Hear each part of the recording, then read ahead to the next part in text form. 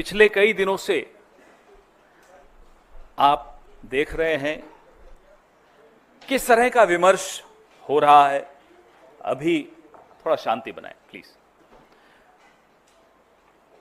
युद्ध जब होता है या कॉन्फ्लिक्ट जब होता है तो युद्ध सिर्फ सीमाओं पर नहीं लड़ा जाता।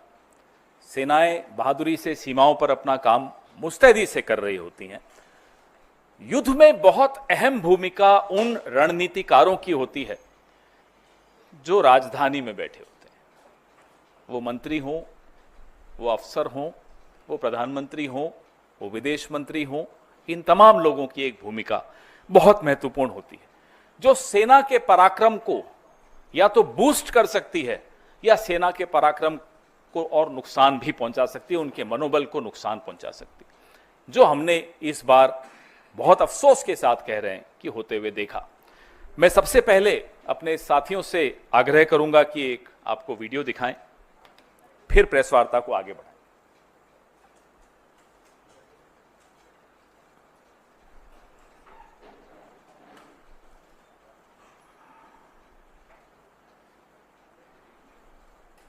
At the start of the operation, we had sent a message to Pakistan saying we are striking at terrorist infrastructure. We are not striking at the military. So the military has an option of standing out and not interfering in this process. They chose not to take that good advice. ये आपने देखा, हमारे नेता राहुल जी ने इस पे कुछ सवाल भी पूछे हैं, परसों पूछे, आज फिर कुछ सवाल पूछे।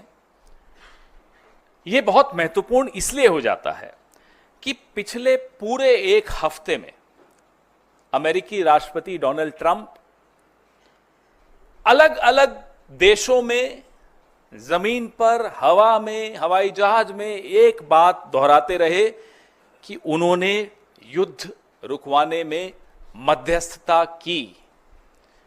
उन्होंने एक बहुत खौफनाक बात भी बोली कि उन्होंने भारत को व्यापार रोकने की धमकी देकर युद्ध रुकवाया। This is a very dangerous comment coming from the American President Donald Trump, that he threatened India, that he'll stop trade with India if the war doesn't stop. तो सिंदूर का सौदा होता रहा, प्रधानमंत्री चुप रहे। विदेश मंत्री के मुंह से एक शब्द नहीं निकल रहा, एक शब्द नहीं निकल रहा, दोनों के मुंह से नहीं निकल रहा।